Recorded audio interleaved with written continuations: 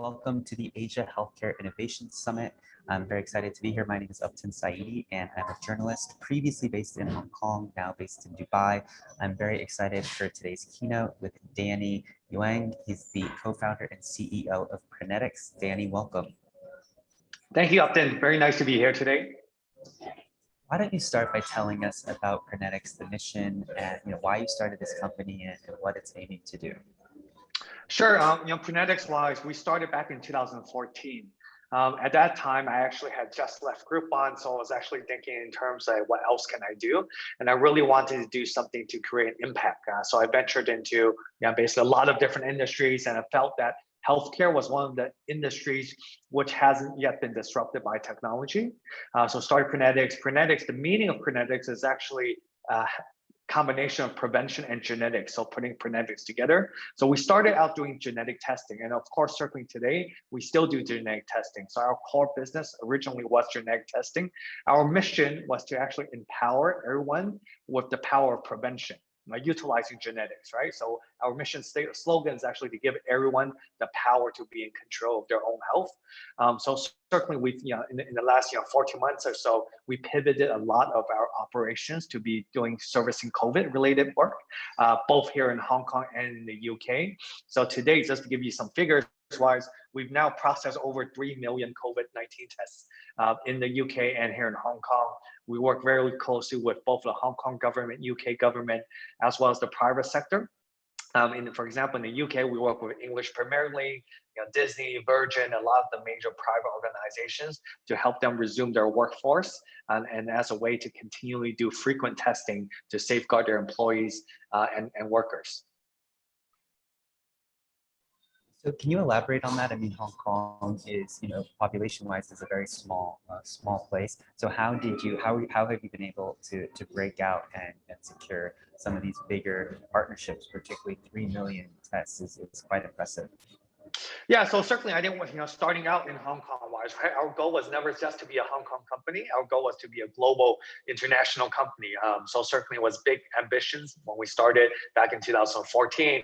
We started roughly with about 11 employees. Now we're approaching 500 employees globally, right? And then so because certainly I think our mission has always from day one, how do we develop the concepts in Hong Kong?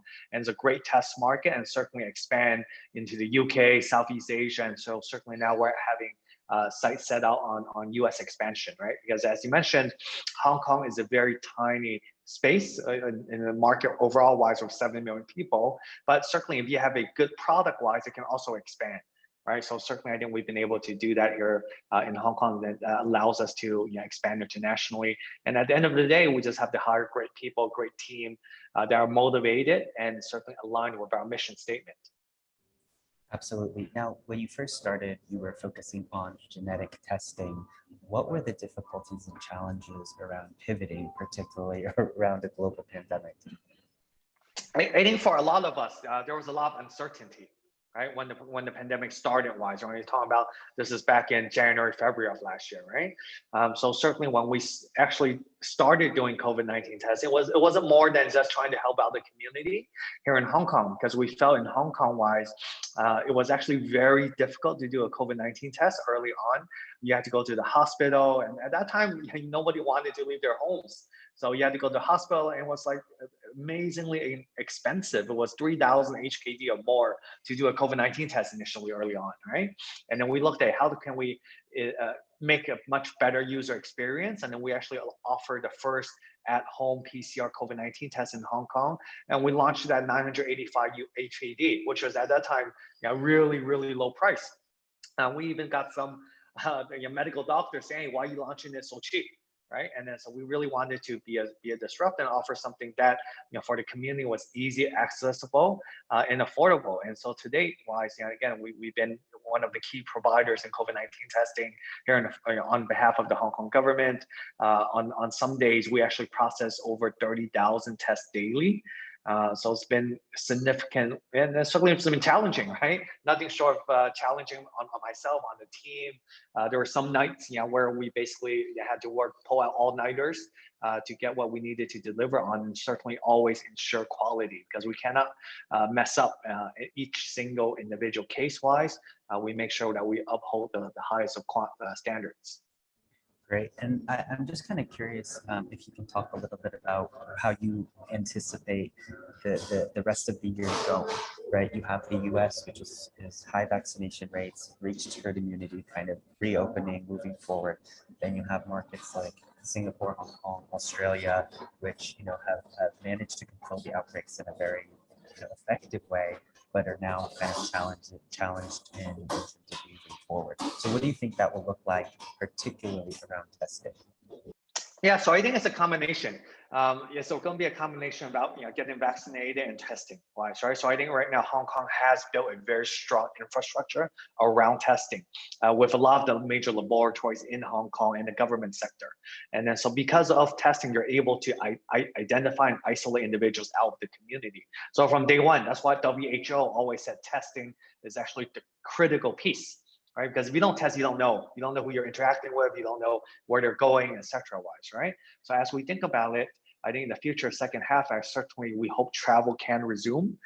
I know we're all bummed out about the air travel bubble from Hong Kong, Singapore delaying a second time. But certainly when we think about the second half, certainly we feel vaccination and testing will be very complementary to one another.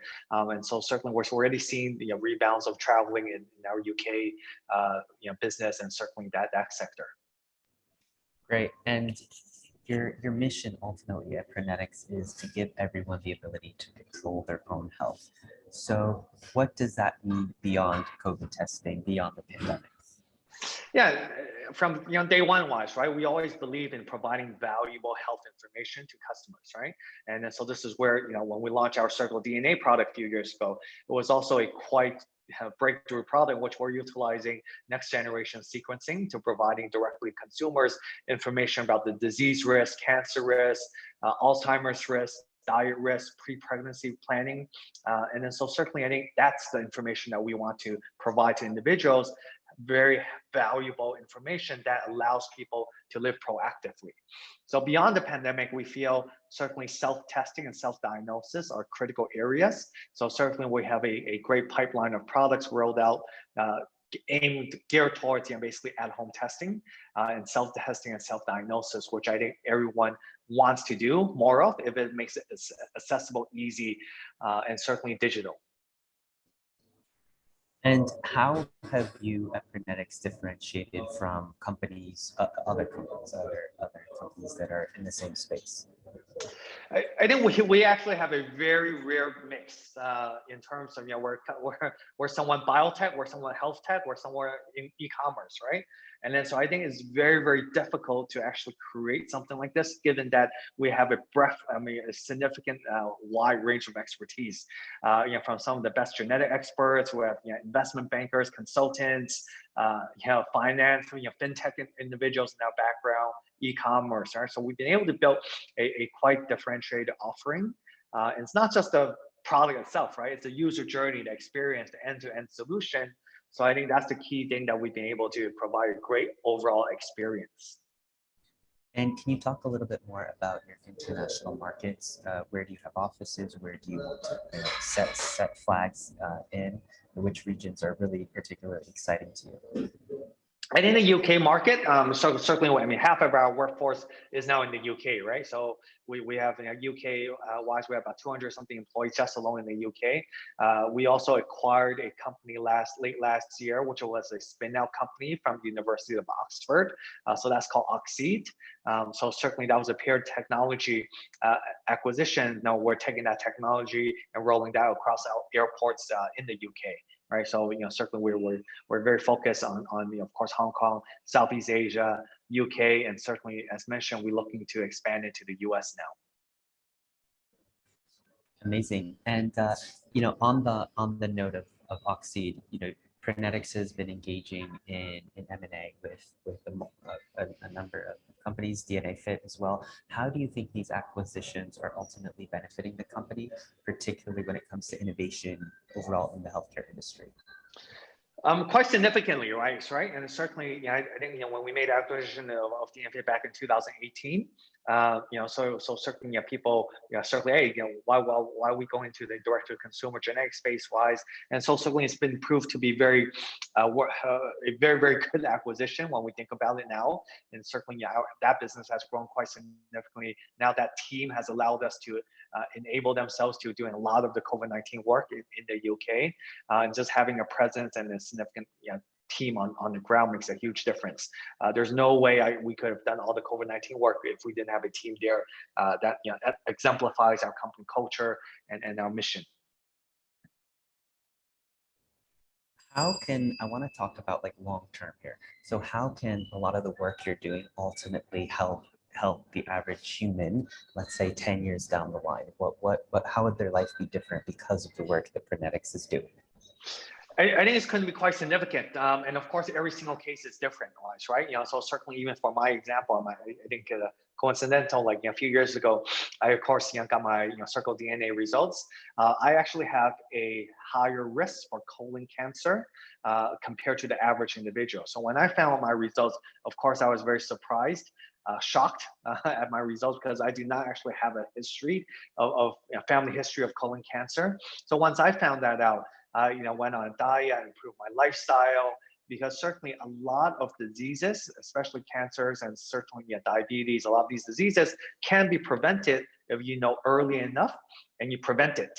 Right, so certainly even cancers, 40–60% of a lot of cancers can be prevented with the proper lifestyle and diet. But certainly, if I didn't know I have an increased risk, I would probably not have done anything. I would just live life, eating red meat. I used to love red meat, and I cut that out, cut 90% of my diet out of red meat. And so I live proactively so that 10 years down the road wise, if I'm in a way proactively living based upon my genetics. So certainly, I think it has a huge impact on people that certainly have higher risks. Amazing. That's really really insightful. Thanks for sharing that. I'm curious on that note because in the US where I grew up, the US is very much of kind of a reactive market, right? They say we used to spend a fraction of our money on reactive medicine and most of our money on our diet and right. And now in the US it's like a very small portion is spent on nutrition and diet, and then a large portion of people's income is spent on reactive treatment. So I'm kind of curious, do you think that there are certain markets where a technology like yours and company like yours is suited to thrive over others?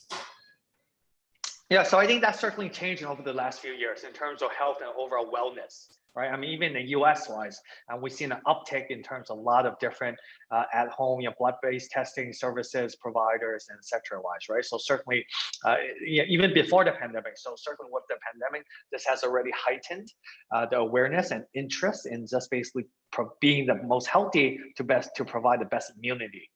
So certainly, I think, but it's a global issue is that in dairy wise, people only act once they are diagnosed, right? But certainly, a lot can be done to prevent it if you know early enough. So certainly, I think that the trend is definitely shifting, and being proactive about your health style is something that a lot of people are taking up right now. Great. Danny, you wear a lot of hats. I want to talk about personally how you manage your investor, CEO, entrepreneur, advisor, and even astronaut on your list. So I want to know, how do you kind of juggle all the hats, and how did you know that Prenetics was the going to be your next big passion, because you've had quite a variety of experiences. Well, to be fair, I put in astronaut on LinkedIn as a joke, so that's not real. But some people always ask me about that. Never know anymore, yeah. Yeah. So certainly, yeah. So I mean, of course, I give 100% of my time at Prenetics, right? So certainly, there's no other way to succeed if my time is not devoted entirely to Prenetics. And certainly, when we started at Prenetics, I don't think there's a 100% certain way that I would succeed, right? I mean, I went into it went into this knowing that there was a very high risk for it to not succeed. Right, because I mean, they're just you just don't have certainty when you're trying to do a new business. Especially, I didn't have a healthcare background. I had to surround myself with experts, and certainly they had to buy into me in terms of what I was able to bring to the table. Right, and then so certainly I didn't have I mean, I only had conviction that healthcare needed to be disrupted. Technology needed to help disrupt healthcare. So those are the two I knew with conviction. And I needed to then build a really strong team and execute on that, right? So that continually we're disrupting ourselves. I think at different stages of the company, we're always bringing in new people, experts, specialists that can certainly help us and guide us to our next stage of growth. And certainly with the other stuff that I'm doing, I mean, I spend very little time on basically other investments, only strategically or basically very opportunistically, I will look at new stuff. And given the amount of different industries you've been in, what motivates you? What's your driving force these days? My driving force is just basically creating something that's impactful, right? Because certainly, I mean, even with Prenetics, right? This is my 4th startup. Wise, I feel like I'm working the same now as I did 12 years ago when I'm starting UBuyBuy, right? And then so certainly my driving force is continually creating, having a really strong team culture-wise, and basically providing something of value to the individuals that we service.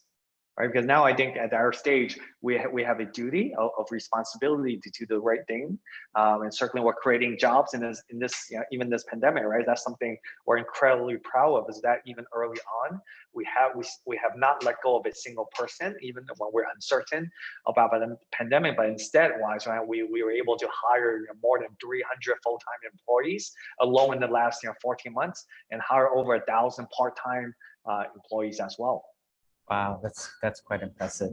And in terms of funding for any startup founders or entrepreneurs out there, any advice you have for raising funding? Yeah, I mean, I think you have to, number one, the key thing for finding right funding, you have to pick the right investors, right? You have to find investors that understands your space and understands what you're trying to do. And because a lot of times I think younger founders, etc., they'll waste a lot of time spent talking to the wrong investors. They don't understand the business, they don't understand the industry, they don't understand the founding team. So definitely number one, find the right investors. And certainly you have to always go back to your unique selling proposition. What is it that you're offering, why you're different than the competitors, and certainly understand what's the total addressable market. Right? And certainly lastly is making sure that you have a strong team around you that can make sure that you're able to execute on your vision. Danny, we've gone over a lot of things. Is there anything else that you find important to mention around the space, the health tech space, as we discussed today at the conference? No, I think healthcare is changing very, very dynamically, right? I mean, especially with the pandemic, it certainly accelerated a lot of the health interests. And so certainly, I think if you have a good product, I think a lot of things are, of course, certainly already been shifting to digital wise, making things easy, accessible. Again, having a really great end-to-end solution are critical to get into traction and commercialization. Wonderful. Well, with that, Danny, it's been an absolute pleasure. Thank you for your time, and best of luck. Look forward to watching the journey.